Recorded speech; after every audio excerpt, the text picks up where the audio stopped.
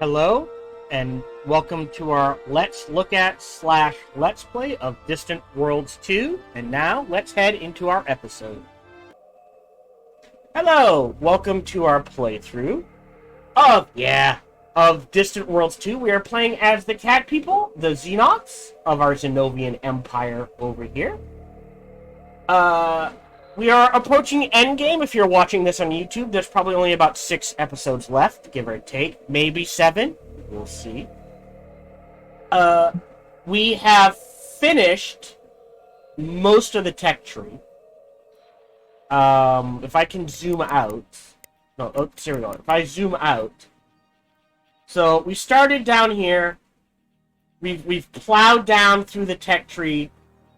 Oh, right. We're working on getting up and running. So as you can see, the colonization is right here.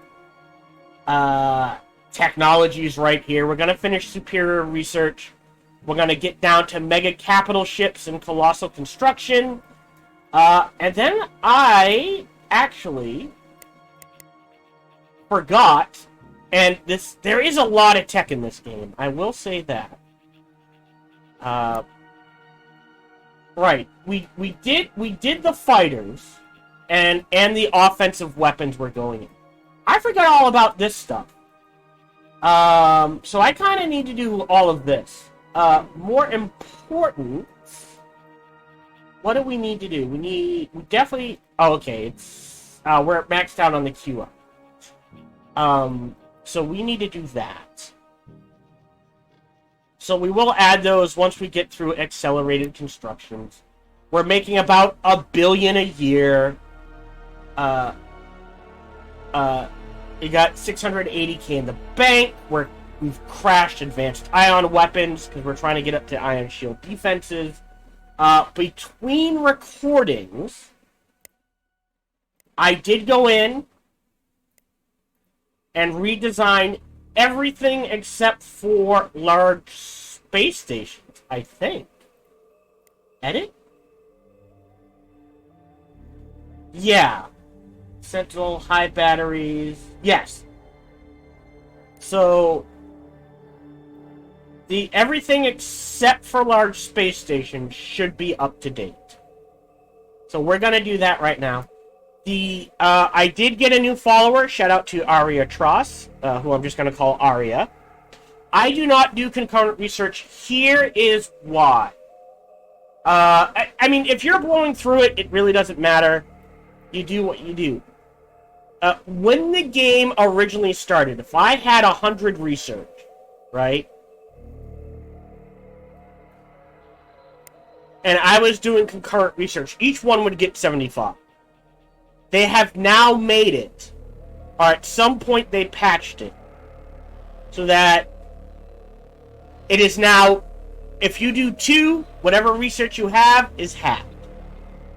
So, like, if you're doing 100, each one gets 50. If you're doing 3, each one gets 33. So on and so forth. So, something that would take, unless they've rebalanced it, I haven't looked, but this will take 52 days. Let's test it. So, one at a time, this takes 52 days. Alright? If I do concurrent research, now it literally doubles the time. So you're no longer saving any time when you do concurrent research. It is pointless. It is faster just to devote it all to one. I can either do 2 of these. Yes, it does. This is taking into account the bonuses from research traits. I can essentially do 2 in the same amount of time I can do 1. So it doesn't matter. There is no bonus.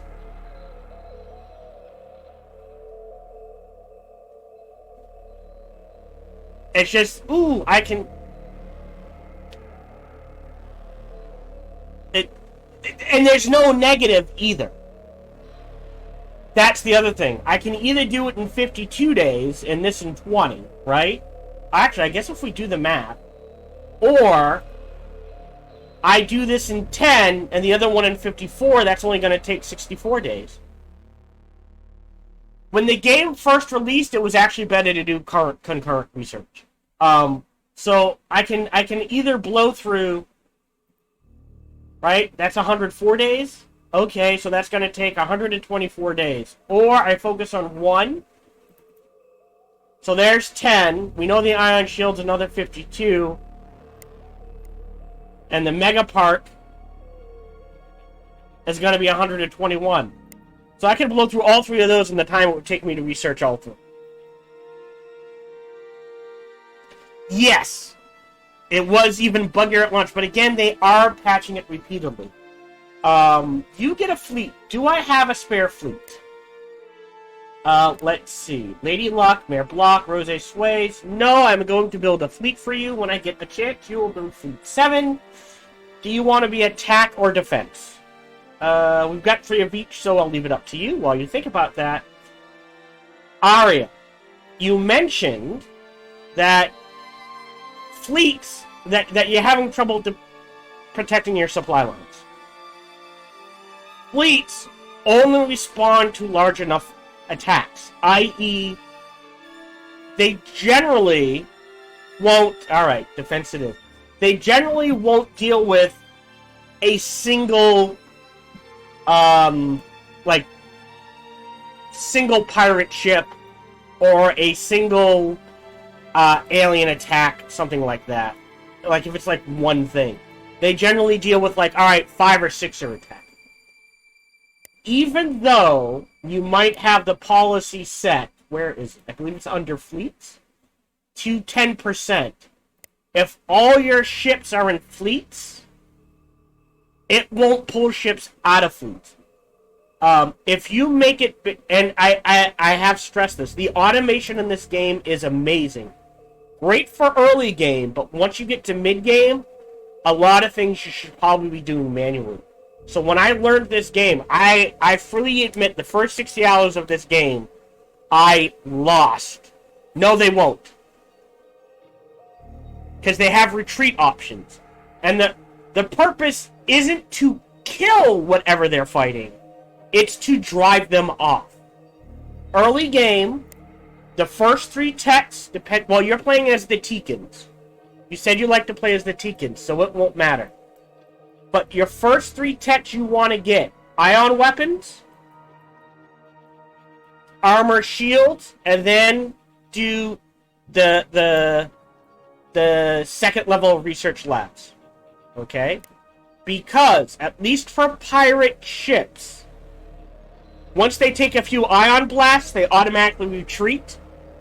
Because they read, oh, we have a part down, we need to get the hell out of here. Assuming, it does happen occasionally, assuming the pirate ship doesn't have the EMP defense. Nope. You want ion. Early game. Once you get to improved frigates, it really doesn't matter. Build it however you want. Also, you don't generally... Torps and missiles will work, but generally speaking, you do need to read... your biggest factors for weapons. Damage is nice, but look at the fire rate for early torpedo weapons. Once every 14 seconds. I don't think I can hold on to this. It's once every 14 seconds. So these actually work fine. But missile weapons... Where is it? Oh, hold on. Once every 32 seconds. Okay? Generally speaking, then, if you look at early ion weapons, fire rate, once every 14, that's the same as a torpedo, you're good there. Beam weapons, fire rate, once every 7 seconds. Pulse weapons, once every 5 seconds. So missiles and torpedoes can work, but generally speaking, these are kinetic weapons. Fire it once every 2 seconds. Yeah! I didn't either. The trade-off is, if you look at missile weapons, they have a volley fire rate and shots per volley. So there is a lot of information here that the deeper you, like I was saying, this game, the ship building and station building is super in-depth, because you're like, all right, this only fires once every 32 seconds via volley rate. It takes 2 seconds to fire an entire volley, and there's 4 shots per volley. That's shots per volley. So every 32 seconds, there are 4 missiles in the air, each missile doing 10 damage. Okay. In addition, the way shield bypass works is a seeking missile does 10 damage. The plus 25% means when this missile hits a shield, it will do... divide by 4. It will do 7.5 damage to the shield, 2.5 damage to armor. Because 25% of it goes straight through. When that damage that bypasses the shield hits the armor bypass negative 10%. 10% of it is negated. So now it's only doing 2 damage versus armor. So there is a lot of crunchy math here you can dip into.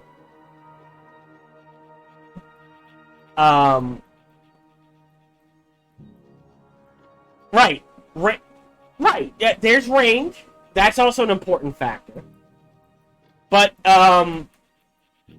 very, very early game, until you can get improved frigates, assuming you have that option. If you're doing randomized tech, you may not have the option for... I do recommend getting to at least ion weapons. Just for defense. And then once you can get frigates, build however you want, experiment with things, have fun.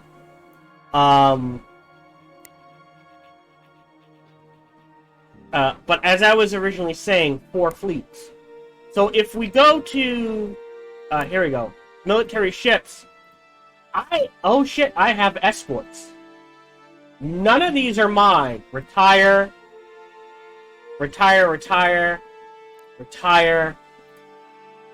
Okay, these are all retiring. None of these are mine.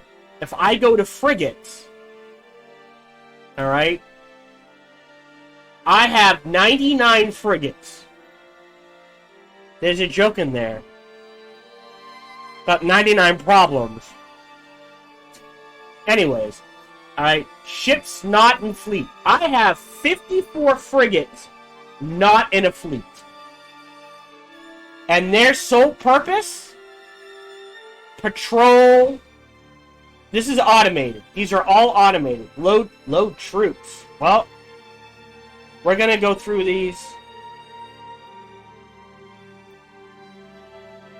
Now this is a fuel tanker. Oh, hold on. Right.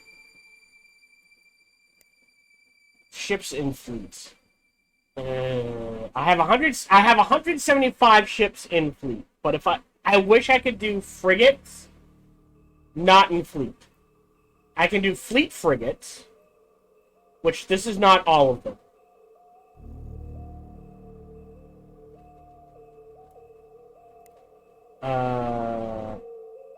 Can I do roll by roll? Yeah, fleet. This one's not in a fleet. This one's not in a fleet. This one's not in a fleet.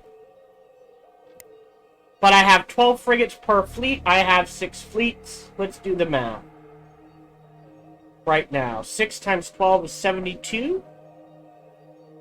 So I have 72 frigates. Of those 72 frigates,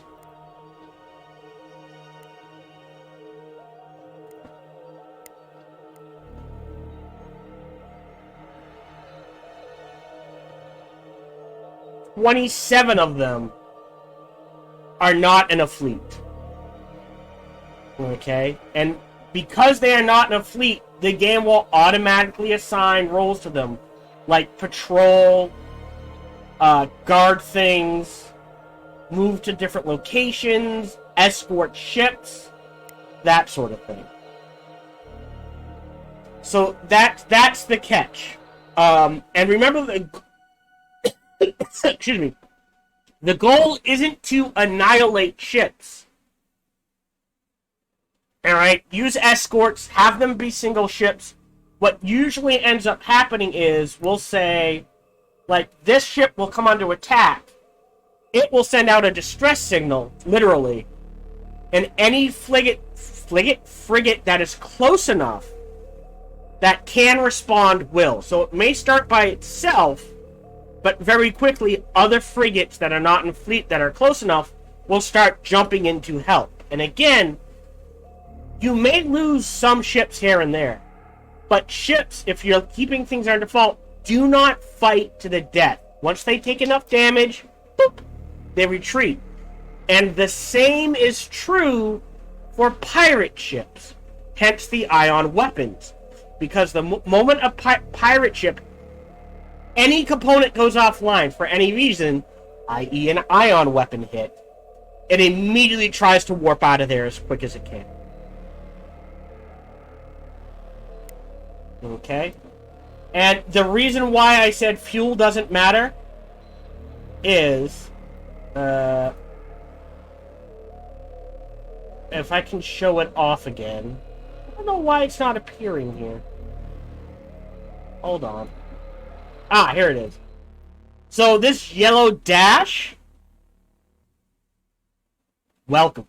This yellow dash is the range of jump it has based on its single fuel cell. And you'll quickly notice this is the galaxy. Its jump range is all the way out here. Now, we are endgame. I will admit that. But even if you're not endgame, usually by this point, a single fuel cell is enough to jump on a normal setting most of the size of the galaxy. By this point, you only need one fuel cell per ship. 2, not a bad idea. Okay?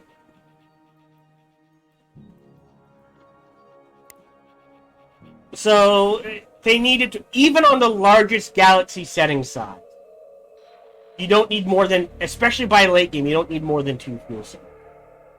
I've started doing that. And even on the largest size, I would recommend, just to encourage the game to build frigates of every size, one fuel cell, for freighters, 1 fuel cell for smalls, 2 for mediums, 3 for bigs. Because by the time you finish the game, optimized fuel storage, you can cover the entire galaxy even on 1 fuel cell. Usually by here, 2 is overkill.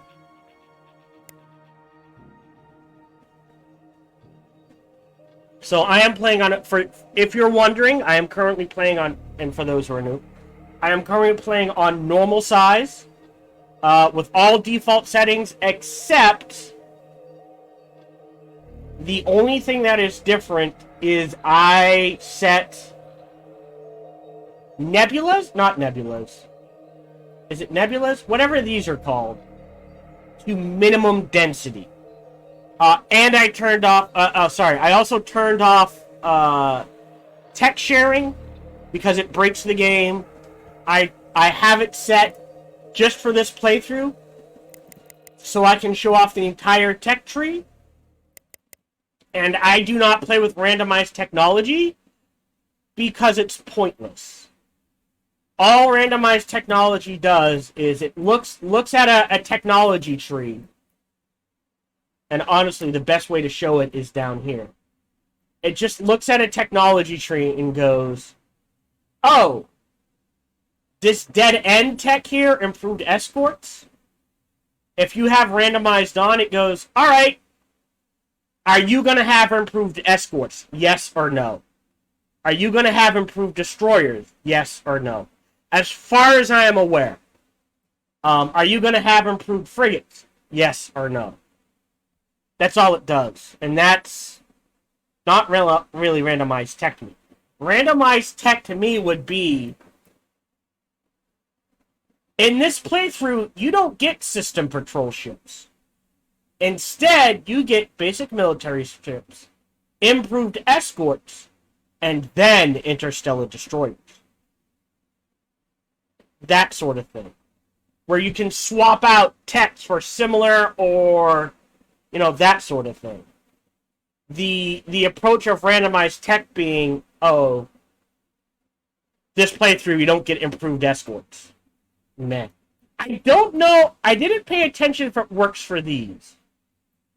But I do know it's like escorts, improved frigates, that's a dead end, improved destroyers, like if we jump to reactors, if you have randomized on, right, well maybe, yeah, maybe not randomized path, but just, right, like if you have randomized on fission mastery, sometimes it's there, sometimes it's not. Fusion cycle secrets, quantum mastery, sometimes it's there, sometimes it's not. That sort of thing. It isn't. It's just removing dead ends. Is the dead end going to be there, yes or no? Now, again, and I didn't pay enough attention, so you've got this line here. I don't know. It might sit there and go, oh, well, maybe you can only go up this far, or maybe you can only go up this far. So because this is like an optional dead-end tech, it could remove this tech entirely, but again, I didn't pay enough attention. So, the other thing I will point out, and I'm sure you're not doing this because no one does, when you create a colony, max? I don't know what that means. Is there a maximum population size? Holy cow, I did not know that. That must be what... I did not know there was a max population size. Yeah! Wow! I have learned something new. Population policy. You need to set the population policy individually for every planet. Because if I allow the Xenox to settle here, the fact that they get, I think, negative 30%, yes, to being on a desert planet, if their population gets big enough, on a desert planet, it doesn't matter if you have more Talons there who love these desert planets. The amount you're paying to keep the Xenox going is so massive that, like, right now my revenue right here is like 294. If I allowed everyone to live here because of all the penalties to keep those populations going, it would cut this revenue, net tax revenue, down to like maybe a couple of thousand. So you do need to keep in mind, go through and make sure the populations match the planets they're staying on. That is not set automatically. We are going in to design a large space station real quick. I say real quick, it may take 20 minutes. So here is our large space station. We have cargo bays. We have more crew systems than we need, because I guarantee some of those crew are supposed to be Marine barracks. So, because the AI isn't overly smart, they just throw them on there. I don't know if it's still there, but there is a bug, or was a bug. It doesn't appear to be, where oh, we might need an extra crew. Interesting. Okay, we got space. Where if whatever secondary species settled a planet, it would go, alright, you're this far in the game. This planet shouldn't be this small, and overnight you would go from, like, we'll say, like, on a Xenox planet, you'd have, like, because you just settled it, you'd have, like, 1 million Xenox. Some some frog people, the Harkonish, would show up. And the game would go, oh, well, you're, like, at endgame. This planet should be 10 times as big. And overnight, you would go from 20,000 Harkonish to 2.4 billion. Sort of thing. And it would just tank things. It doesn't appear to be the case anymore. So, I'm glad they fixed that particular bug. But yes, that is something Stellaris does well, is species don't go where they don't like to live. In this game, they don't care.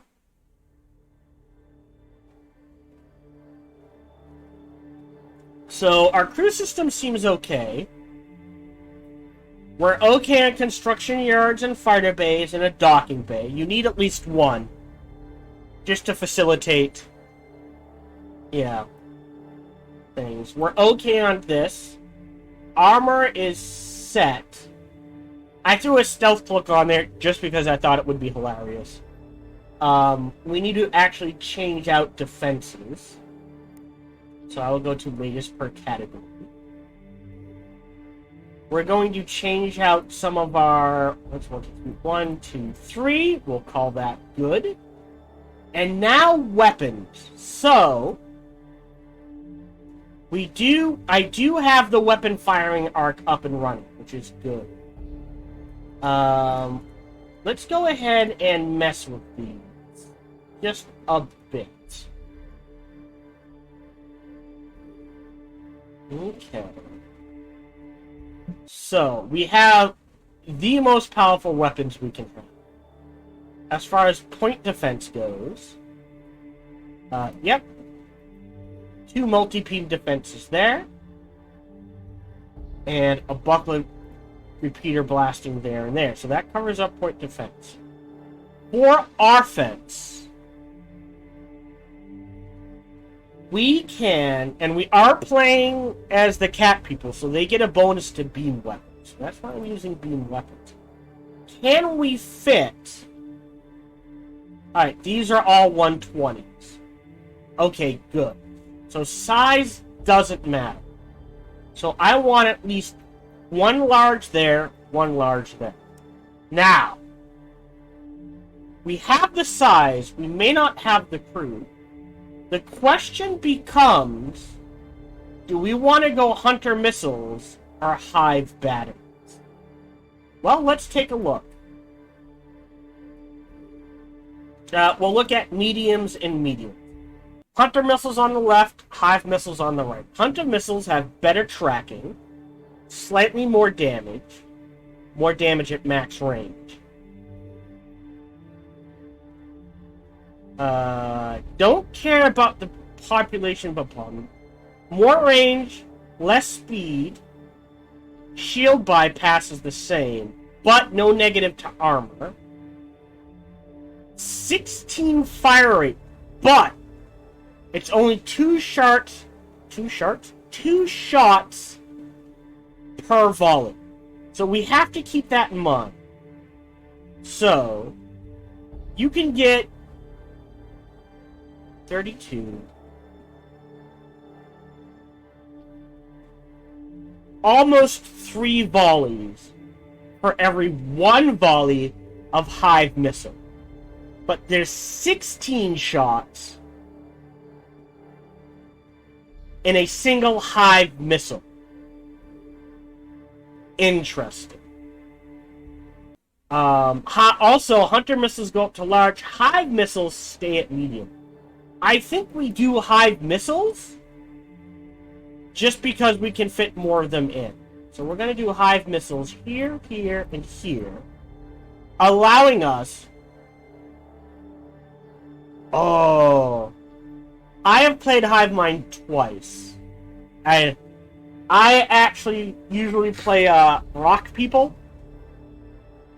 I like playing as lithoids. and Stellaris are just going wacky.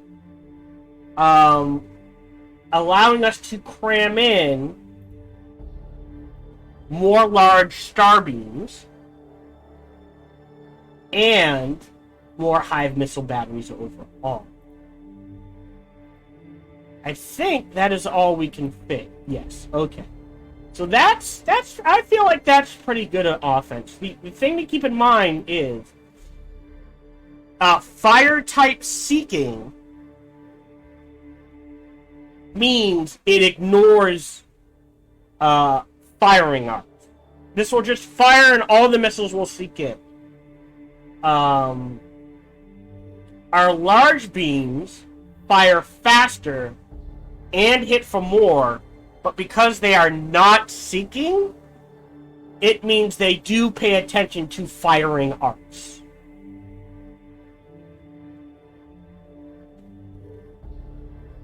So keep that in mind if you look at weapons. So I think this is our large spaceport. We're good. We'll save and exit. We're good there. We are down again. We are retiring a few. I think we need to build a few, but we're going to let things tick. Yes. Technically, seeking is easier to counter with countermeasures as well, because point defense, all forms of point defense will work against sinking and fighters. If you, and I've realized this recently, if we go to shields, I was unsure what the bonus of these point deflectors were, because I've always just used like the beams or the weapon point defense. So the advantages of using these blocking field generators is all the point defenses up here. So yeah, these rapid point defenses, these beam ones, these ion ones, and these missile ones, right, can be used for both offense and defense. These will not do any offensive damage, but they will block everything. Not only do they block missiles and fighters, but they will block our attempt to block bullets, plasma torpedoes, bullets, beams, and lasers, pulse lasers. So that is their advantage. They literally block, or attempt to block, everything. But they don't do any offensive damage. Whereas any point defense in the weapons section will only block fighters and seeking weapons, but can be used both offensively and defensively.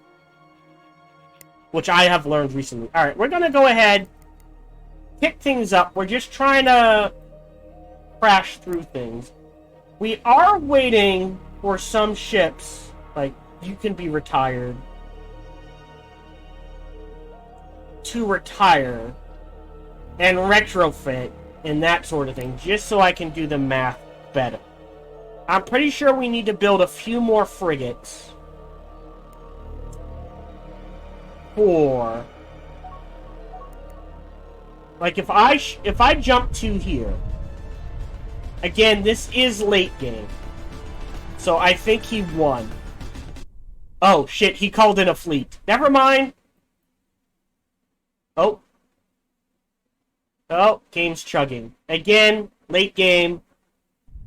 There we go. Occasionally they will call in an entire fleet. So, yeah. Right, we want to settle something. Ooh. There we go.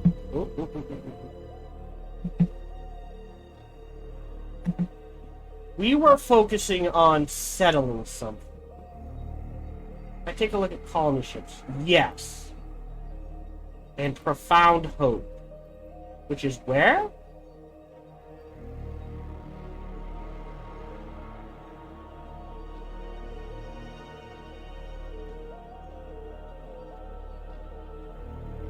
Yeah.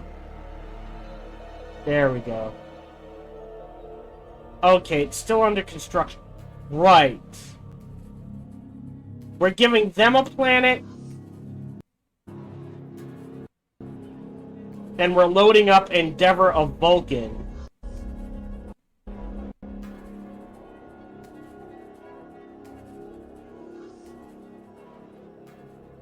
To settle. Where was it? Here? Yes. To take Cosmax. Okay. So I do have to keep that in mind. I'm going to try to keep it zoomed into our territory. Perfect. Boy, we timed that look well. And we're just going to go ahead and settle this. Colonize this. Right. Pause. Also, I'm sure you're aware of this, but just in case you're not. And again, the easiest place to show this is storage. This one and this one, if I research these, I have to go in and manually change them. Because of the yellow arrow on this one, if I research this, every ship that has these will get automatically upgraded to this. Yes. You can build military stations and refueling stations at Aimless Start, if you so choose.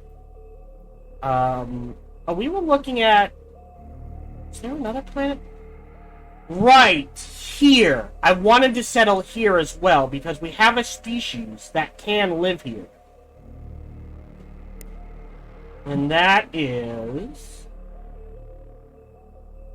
Where are you? These guys.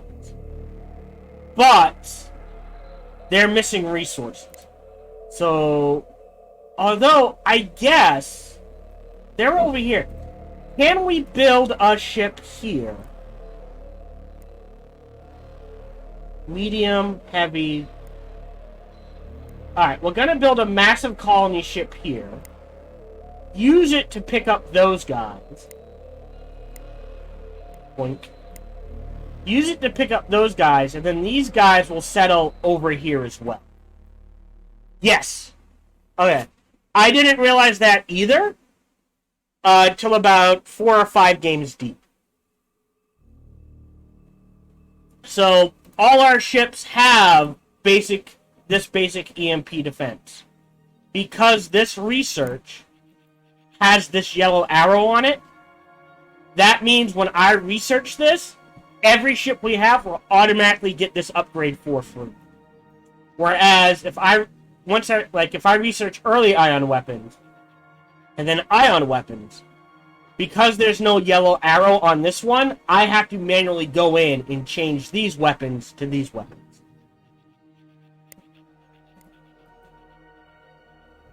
That's nice. They've made peace. There we go. And we're going to go ahead and crash course this for $500 million, because we're making almost $2 billion.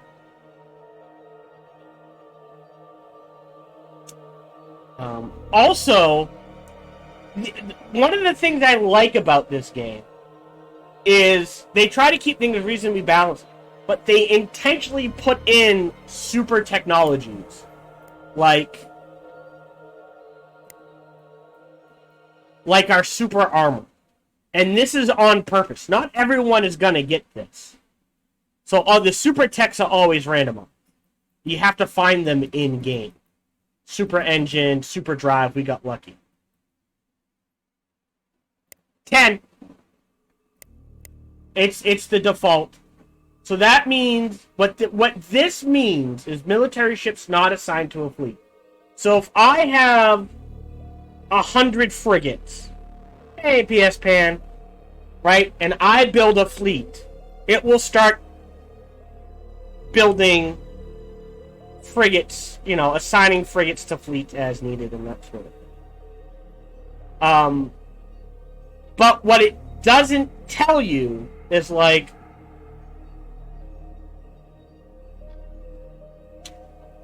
I gotta think of how to word this. Let's say I have 100 frigates, and I build 5 fleets, each with 20 frigates. If I then say, alright, I need to do something with these fleets, it will take every frigate and assign them to a fleet. So now all my frigates are in fleets. And if I build more, those frigates will not be assigned to fleets. But fleets always take priority. This is not a hard, you need 100 frigates to fill out your fleets, and I only have 100 frigates, I can only do 90. No. This is, you need 100 frigates to fill out your fleets. I have 100 frigates. If you build more, they won't be auto-assigned to a fleet. So you always have to have more, whatever ships you're using for patrol duty, and I recommend frigates as soon as you can, because they will survive fights much more than escorts, and they have the firepower and defenses to do so. And they're once you research the second tier, or even I'll say second tier of engines, tier 2 engines, frigates are as fast as escorts. They're not going to be. How do I word this? Let me put it this way: there is no civilian ship past second tier of engines that is faster than a military ship. Faster than a frigate. So once you get to frigates, just build just frigates and go up from there. I don't use escorts once I research frigates, because you get to a point in the game where escorts, even fully teched out against an equal foe, which admittedly probably doesn't happen that often, pop. They do not have the defenses to last in a fight. So it's better to just build frigates, destroyers, battleships, cruisers, battleships, carriers, and dreadnoughts. There is no point to escorts once you get out of early game, I think. Again, I'm not a hardcore player. I'm not the best player at this game. This is just how I play. So, Arya, keep that in mind. This is not I will always keep 10% out of your fleet. This is, if you happen to have no frigates in any fleets, they will be assigned to escort duty. But if you need frigates in fleets, that is the priority. Always. There is no way to change that.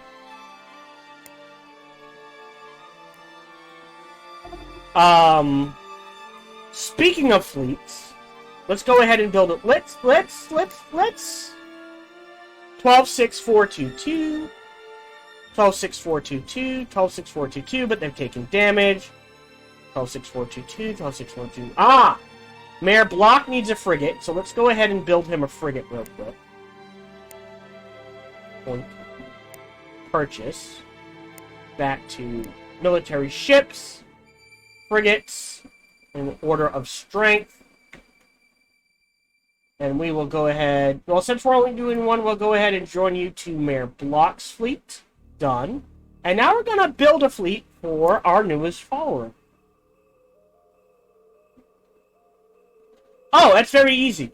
It tells you, so if you go to Fleet Templates, which is this button right here, my attack fleet, my template is I need 12 frigates, 6 destroyers, 4 cruisers, 2 battleships, 2 carriers, and 5 fuel tankers for any attack fleet in my game.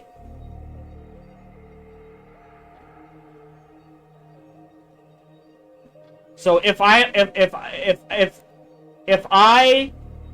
were to build your fleet, assign one frigate to it, and then build a bunch of random ass ships, and then take your fleet with one ship in it and go, I need you to attack something, the game would look at this template and go, oh, this is what you want in an attack while you're defense. This is what you want in a defense fleet. If you want this and you have these ships to build it, it will build this. Alright? If you don't, what it does is, let's say all I had was frigates, it would go, alright, I don't have 6 destroyers, 4 cruisers, 2 battleships, or 2 carriers, but what I do have is, I have the 12 frigates, and then the 10... I have 14 other frigates I can throw in here. I'll throw those in instead. So it's based off your whatever you design for a fleet in the fleet templates.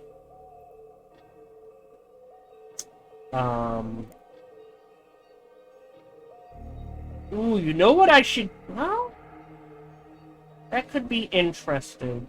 Anyways, you're defensive. We're going to turn Ogden into an attack fleet. So we're going to set him to attack and attack. We're going to turn Lady Muck into a raiding fleet. And we are going to adjust the template for a raiding force to be, again, my standard fleet is 12 frigates, 6 destroyers, 4 cruisers, 2 battleships, 2 carriers, and because this is a raiding fleet, it's probably going to need at least 5 fuel tankers.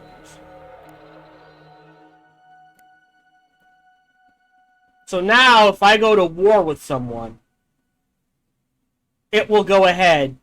Like, a raiding fleet will also defend and attack as needed. But if I go to war with someone, this fleet's going to go, alright, what part of that empire do you want us to screw over while your main attack is doing its thing? That's what raiding fleets do. So that's to attack. And you know what? I'm going to turn... Sorry. Raid, and we're going to go ahead and rename Ongin's Raiders.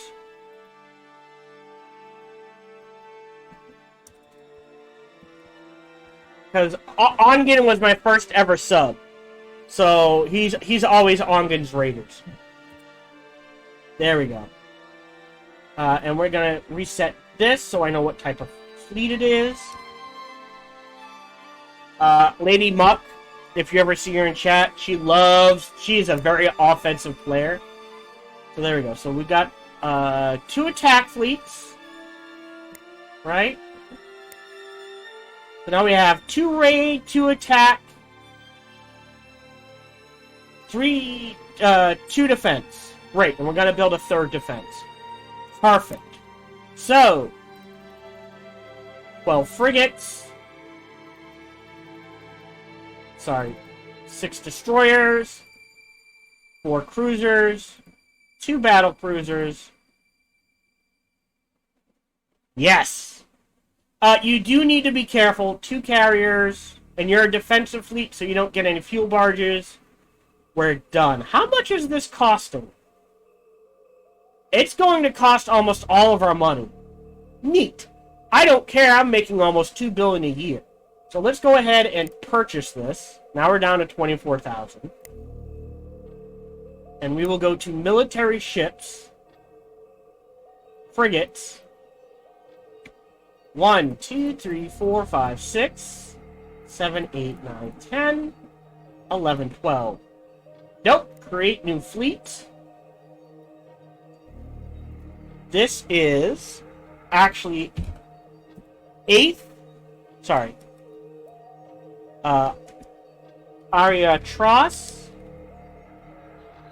8th Defense Fleet. Done. So, if you notice in the fleet name, you've got the fleet name. This name here is the name of the ship assigned to be the flagship for that fleet. I didn't realize that. So there's like 4 or 5... Well, I think they've all been blown up. But for a while there, it kept switching this armor. It's like, why is it not sticking? And it's because it's the name of the flagship. Alright, so that's frigates. Now destroyers. We're going to scroll down. 1, 2, 3, 4, 5, 6. Join ship to fleet. 8th fleet. And now cruisers. 1, 2, 3, 4. Defense fleet. Battleships. Defense fleet. Oh, should you be 7th? Hold on. I'll have to go back and check that. And carriers. Scroll down. Oh, you should be 7th Defense Fleet. Alright, let's go ahead and fix that right now.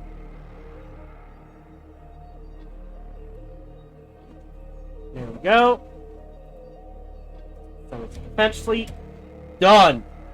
Congratulations, you are a Defense Fleet. I leave the assigning of admirals to the AI. I let it do its thing. It does a pretty good job of spreading them out where they need to be, sort of thing. So I just leave it to the AI. The other thing I give as a free tip, Aria. Check your leaders. Hey! And you'll notice the way any leader works. Right, no, you should be auto, thank you. Is they can learn... Oh.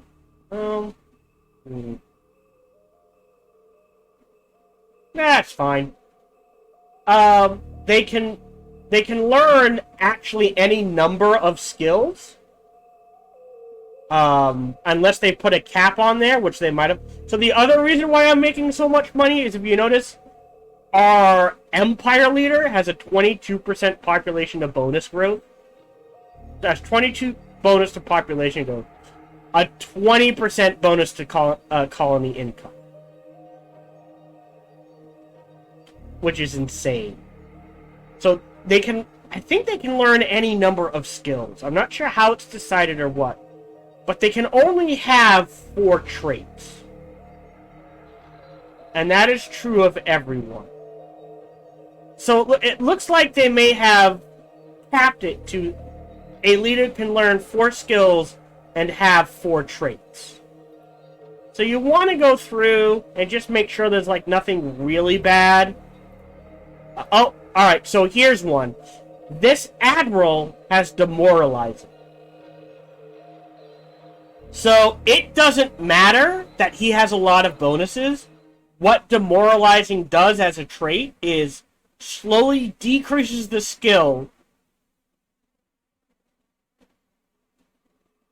Maybe he does. Well, I mean, they do the same thing in Stellaris. And there's nothing wrong with a lewd party, as long as everyone's consent. Anyways, so Demoralize slowly decreases the skill of all other characters at the same location or in the same fleet. So I do not care about this. This is a lot of really good bonuses. But because he has Demoralizing, he will decrease everyone else faster than they can increase. So goodbye. Yeah, you're fine. I don't care. That's good. I'm just looking. A good one is Inspiring Presence. I don't care that his troop recruitment rate sucks. Technically, he can learn this by himself. Inspiring Presence slowly increases the skill of all of the characters at the same location or in the same fleet. So this guy, unless he has something that decreases colony happiness, increases colony corruption or decreases colony income, I'm keeping this guy around. I don't care about recruitment. Alright, he might need to go. I don't like that negative in defense strength. I don't care about recruitment rate or maintenance. Why are they all drunk? What? I'm blaming my leader. Holy shit, all my generals are drunks.